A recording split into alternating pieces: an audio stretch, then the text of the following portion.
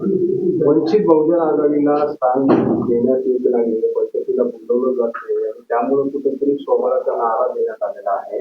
महाविकास आघाडीमध्ये पण जागा वाटपावरून काही बैठका घेण्यात आल्या, पण जुळवाजुळव होत नाही.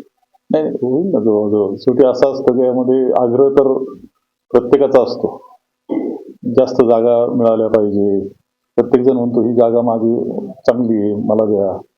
इथं असतं कोणत्याही पक्षात असतं, कुठेही असतं की चर्चा होईल, परंतु तिथे निवडून येण्याची शक्यता ज्याची आहे जास्त ती त्यांनी द्यावी एवढी अपेक्षा तर करावी लागेल आणि तशी चर्चा करून निर्णय घेऊ. वंचितच्या बाबतीत मी अद्याप आमचे जे इथे नेते मंडळी काम पाहते त्यांची चर्चा झाली नाही, योग्य पद्धतीने चर्चा करून घेईल. नगरपालिकेच्या निवडणुका पार पडल्या, महाविकास आघाडीला एक धक्का लागलाय रोहित पवारांना, पण त्यांनी काँग्रेसवरती आरोप केले, भाजपची युती म्हणून काँग्रेस. मला ते समजलं त्यांचं, त्यांनी ट्विट केलंय का काय मला कोणीतरी पाठवलं आहे.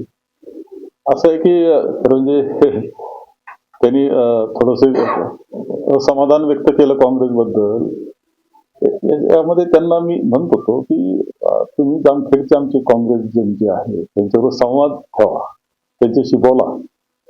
तर त्यांचं खूप नाराजी तिथल्या त्या नेतृत्वाच्या बाबतीत होती. त्या विधानसभेला असं केलं तसं. असं आहे की शेवटी आपल्याला निवडणुकीला सामोरं जात असताना आपले काही मुद्दे बाजूला सुद्धा ठेवावं लागतात, तडजोड करावं लागते, बरोबर घ्यावं लागतं. त्यांनी तसा तो माझा जो आग्रह होता का तुम्ही चर्चा करा त्यांच्याबरोबर, त्यांना बरोबर घ्या, तो त्यांनी मान्य केलेलं नाही. हे पहिलं गोष्ट लक्षात घ्या. परिणामतः शेवटी असं असतं का प्रत्येक जण आपल्या अस्तित्व टिकवण्याचा प्रयत्न करत असतात. तसा अस्तित्व टिकवण्याचा प्रयत्न तिथल्या काँग्रेसच्या मंडळींनी केला. श्रीरामपूरमध्ये कुठेतरी भाजपने ताकद लावली होती, पण शेवटी श्रीरामपूर असेल, संगमनेर असेल, वाघाला सिंह वर्तन ठरलं. एक लक्षात घ्या, संगमनेर श्रीरामपूर आम्ही चांगलं जिंकलं, अभिनंदन तर केलं पाहिजे जनतेचंही, कार्यकर्त्यांचंही, उमेदवारांचंही. पण एक यामागे एक पार्श्वभूमी आहे ती सुद्धा लक्षात घेतली पाहिजे की संगमनेरच्या निवडणुकीमधलं यश हे केवळ आताच्या प्रचारावर नाही, तर 30 वर्ष सातत्यानं जे काम आम्ही संगमनेरमध्ये केलेलं आहे, प्रामाणिकपणे काम केलेलं आहे, जितकं शक्य ती प्रत्येक गोष्ट चांगली करण्याचा प्रयत्न केलेला आहे, शहर सुंदर ठेवण्याचा प्रयत्न केला, शांत ठेवण्याचा, बंधुभाव टिकवण्याचा प्रयत्न केला, सुविधा सगळ्या देण्याचा प्रयत्न. त्याचा खूप मोठा वाटा यामध्ये सुद्धा आहे. आणि श्रीरामपूरचा सुद्धा इतिहास जयंत ससाने जे नगराध्यक्ष होते किंवा आमदार झाले त्यावेळेस त्यांचं जर काम पाहिलं तर खरं म्हणजे महाराष्ट्रात अनेक नगरपालिकेला ते मार्गदर्शन करत असते की कशा योजना आणाव्यात, कशा राबवाव्यात. एक आदर्श काम त्यांचं महानगरपालिकेत तिथे झालेलं होतं. हे जे कष्टाचा इतिहास आहे ना, हा डावलून चालणार नाही तुम्हाला. शेवटी ती कुठेतरी नोंद होत असते. अपेक्षा मात्र आमची साहजिकपणे एक असते की ज्यांनी कष्ट केले, मेहनत केली, चांगलंच करण्याचा प्रयत्न केला, त्याला जनतेनं थोडी उजवी दिली पाहिजे. ती दिलेली आम्हाला दिसते आहे. तर त्याकरता खूप वेळा भेटावं लागतं, विनंती करावं लागते, सांगावं लागतं परत परत की आम्ही हे केलंय, आम्ही ते केलंय. ही गोष्ट खरी आहे. आणि जे पैसे घेऊन येतात ते सुद्धा बरे मतं मिळून जातात काही न करता. असं ज्यावेळेस दिसतं त्यावेळेस मात्र दुःख होऊन जातं. पण आता तू म्हणला 30 वर्ष तुमचा कष्टाचं आहे, पण निवडणुकीत काँग्रेस चिन्ह का नाही वापरलं? नाही, याच्यामध्ये एक गोष्ट होती की काँग्रेसचं चिन्ह वापरणं आम्हाला सगळ्यांना सामावून घ्यायचं होतं की ते समविचारी आहे. आणि बऱ्याच वेळा मग ते समविचारी सामावून घेण्यामध्ये वेगवेगळे चिन्ह येतात, काही प्रश्न तयार होतात. ही वेळ आमची अशी होती की यावेळेस ही निवडणूक चांगल्या पद्धतीने काढणं ही आमची गरज होती. मी मान्य करतो. विधानसभेच्या पार्श्वभूमीवर एक व्यवस्थित पद्धतीने निवडणूक काढणं, लोकांना बरोबर घेणं, जे सगळे आहेत समविचारी त्यांना बरोबर घेणं, शहराच्या विकासाकरता जे मदत करायला तयार आहे त्यांना बरोबर घेणं, हा भाग होता. म्हणून आम्ही त्या पद्धतीनं ती निवडणूक लढवली आणि चांगल्या पद्धतीनं झाली. ठाकरे बंधू एकत्र येण्याची घोषणा होती, काय वाटतं? ठीक आहे, मुंबई करता तर त्यांनी तसं पद्धतीचं आहेच आहे. आणि त्या बाबतीत काँग्रेसही सध्या स्वतःच्या याच्यावरच पुढे जाण्याचा निर्णय घेतलेला आहे.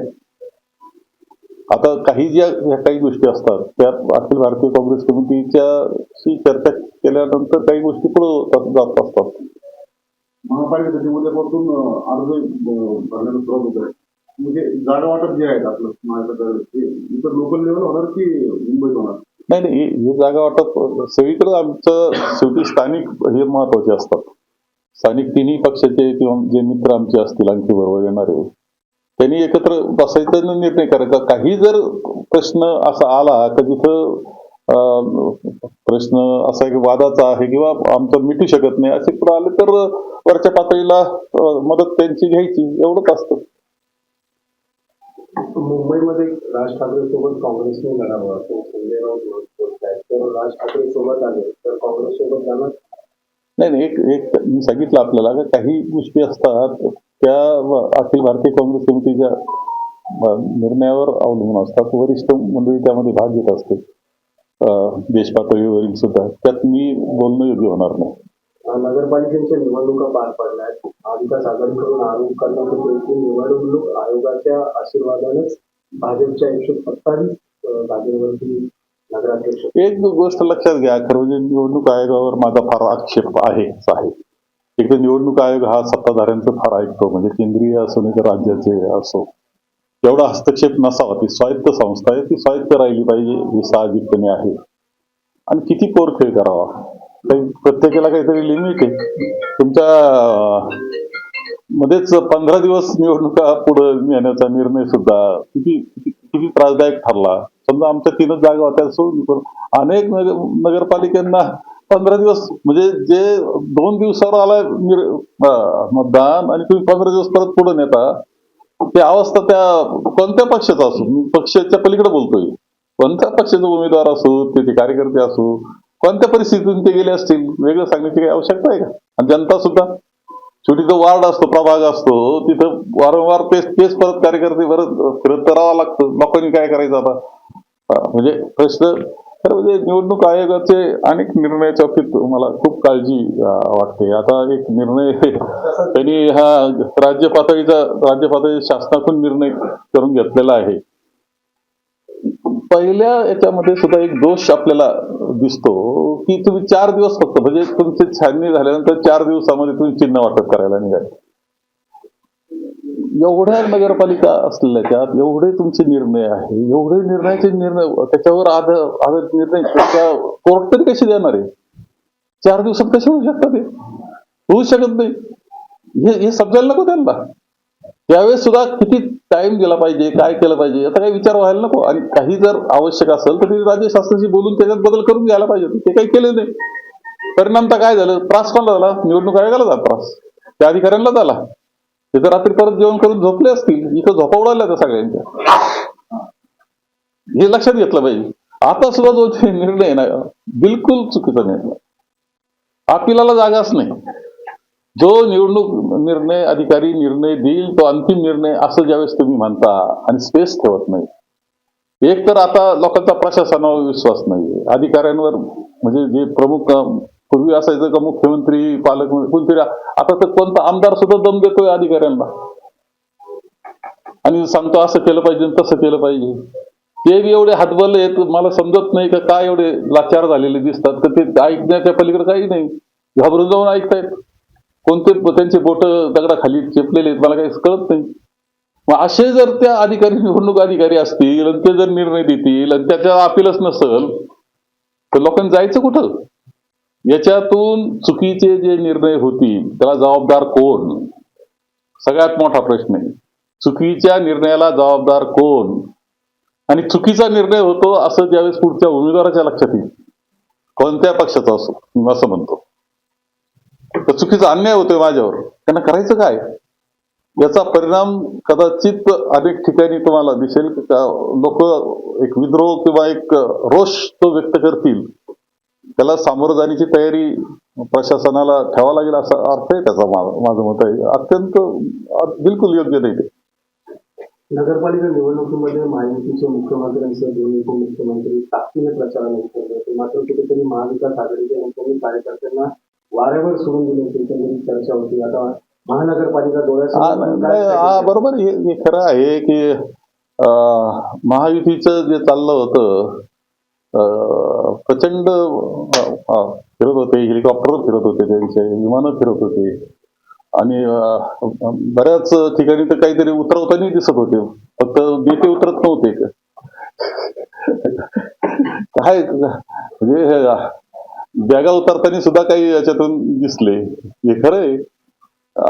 आमच्याजवळ ना हेलिकॉप्टर ना विमान, गाडीने एवढा प्रवासच करू शकत नव्हते. आमचे जे काही केलंय आमचं ते शुद्ध शुद्ध लोकांनी कामावर केलेल्या कामावर आणि आमच्या तत्वज्ञानावर विश्वास ठेवून मतदान केलेलं आहे, एवढं तुम्हाला सांगतो.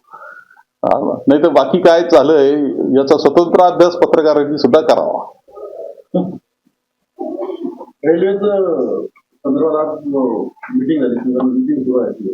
तो जुना ट्रॅक आपल्या अशी मागणी आहे, भेटून पण आले रेल्वे मंत्र्यांना. खरंय, मी भेटून आलो रेल्वे मंत्र्यांसमोर. रेल्वे मंत्री त्यांनी वेळ व्यवस्थित दिला, चर्चा त्यांनी केली. पण कुठं काय अडचण होते मला समजत नाही. माझं मत असं आहे की लहान मुलांना जरी बसवलं, तुम्हाला रेल्वे अशी करायची की तो गोल्डन ट्रायंगल आहे, पुणे नाशिक मुंबईचा गोल्डन ट्रायंगल आहे, माहिती आहे ना. हा गोल्डन ट्रायंगल आपल्याला तयार करायचा आहे. तर कशी रेल्वे होईल ती का इकडे तिकडे जाते मला कळायलाच तयार नाही. याच्यामध्ये काहीतरी गुड वाटतं मला, असं म्हणजे कळत नाही का काय होऊन राहिलं, का होतंय असं. जाणीवपूर्वक मार्ग बदलला गेलाय. हे कदाचित तुमचा शोध तुम्ही घेतला पाहिजे पत्रकारांनी. का काही झालं तर पुन्हा नाशिक जोडायचं, सरळ जोडलं पाहिजे. अकोल्याला माझं अडचण याच्याकरता वाटत नाही की अकोल्यातून केलं तर टुरिझमचं प्रचंड शक्य वाढ होऊ शकते. स्वित्झर्लंड मधून रेल्वे जावा तशी बोगद्यांतून दऱ्या खोऱ्या पाणी, मान्सूनचा तर टुरिझमचा मोठा सीझन होऊ शकतो, मान्सून ज्यावेळेस चालणार त्यावेळेस. त्यामुळं त्याच्याकरता खर्च जास्त जरी झाला तरी तो मार्ग कदाचित एक वेगळा चैतन्य देणारा ठरेल सगळ्या गोष्टीला. परंतु सरळ मार्ग काढायचा ठरला तर याच्यापेक्षा वेगळा मार्ग निघूच शकत नाही. तुम्ही इकडे काय काय कोणीकडे जोडताय काय मला समजत नाही. म्हणजे काय चाललंय, का चाललंय समजत नाही. पूर्ववत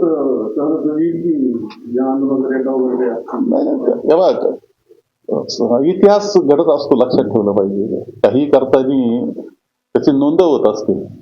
जर इतिहास चांगला करायचा आहे आणि विकासाची वाटचाल करायची, पिढ्याच्या वाटचाल करायची असेल आपल्याला, पुढच्या भविष्य काळाचा विचार 100 वर्षाचा विचार करायचा असेल तर हाच ट्रॅक आहे, दुसरा कोणता असू शकतो. ते जे कारण सांगतायत जुन्नर तालुक्यातल्या GMRTचा, जगामध्ये तर GMRT अनेक ठिकाणी येतात, अनेक ठिकाणी तिथून चालू आहे सगळं. सगळं तिथं विमानतळ आहे, तिथं रेल्वे ट्रेन आहे, सगळे. आता हे कारण सध्याच्या काळाला पटणारं कारण बिलकुल नाही, हे तुम्हाला सांगतो. GMRTचं महत्व होतं एका संदेशवहनामध्ये, जगातलं संदेशवहन तिथून. तुम्ही जो कॉल करायचे तो भारत देशातला कॉल तिथं जायचा, तिथून उपग्रहाला जायचा, तिथून पुन्हा दुसऱ्या देशात जात होता. तो कालखंड तर कधीच गेलाय निघून. GMRTचं कारण पटणारं नाही, खरं सांगतो तुम्हाला. आणि का हा बदल होतोय हे समजायला तयार नाही. मी विनंती केली रेल्वे मंत्र्यांना का ते म्हटले शेवट की मी पुन्हा एकदा पाहतो कसं काय करता येईल. 2023 मध्ये मुख्यमंत्री घोषणा केली की तो ट्रॅक बदलला म्हणून त्यावेळेस, आणि त्यानंतर सरकार देत होतं त्यावेळेस, नंतरही सरकार मी महसूल मंत्री होतो. मी काही सगळ्या पुण्यापासूनचा ट्रॅकचा विचार मी नाही केला, पण जेव्हा तो संगमेर मध्ये येतोय, संगमेर तालुक्यातला मोठा भाग येतोय, त्यावेळेस मी बारकाव्यानं त्यामध्ये बसलेलो आहे. त्यांना त्यावेळेस मी सांगितलं होतं की अकोल्यातून तुमचं जर बसत असेल बजेट आणि होत असेल तर अकोल्यासारखं हे नाही, कारण खूप वेगळं पण तिथं भौगोलिक वेगळं पण आहे, निसर्ग आहे.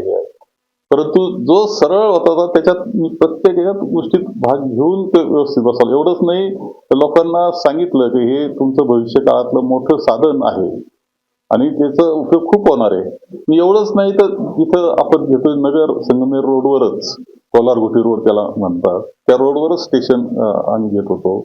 स्टेशन सुद्धा त्यावेळेस मीच ऍक्विजिशनला होतो, माझं मंत्रिपद होतं. ऍक्विजिशनचे प्रपोजल सुरूच केले आम्ही, त्या पद्धतीने 300-400 कोटी रुपये वाटले गेले. स्टेशन कसं असावं याचं चर्चा केली. एवढंच नाही तर एक मार्ग नगरकडे जाणारा म्हणजे फाटक्यात लोणीकडे जाणारं गेट ठेवा त्याला चांगलं.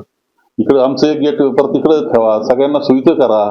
त्याच्या पलीकडे जाऊन तळेगाव भागातल्या निमूनजवळ एक मोठं माल चढ उतार करण्याचं, माल धक्का करण्याचं एक यार्ड मोठं जवळ 300 एकराचं करणं शक्य होणार होतं. ती चर्चा आम्ही केली होती. त्याचं ॲक्विजिशन कसं व्हावं, किती देता येतील पैसे आपल्याला त्या शेतकऱ्यांना, ते समाधान झाले पाहिजे, दुसरीकडे त्याला शेती घेता आली पाहिजे, विस्थापित नाही झाली पाहिजे. ही सगळ्या चर्चा अत्यंत व्यवस्थित झालेल्या आणि त्या पद्धतीत ज्यावेळेस 300-400 कोटी रुपये वाटतात त्यावेळेस एक विचार केला पाहिजे का त्यावेळेस जेएमआरटीचं काही संबंध नसेल का त्यांना, इतकी अडाणी काय ती.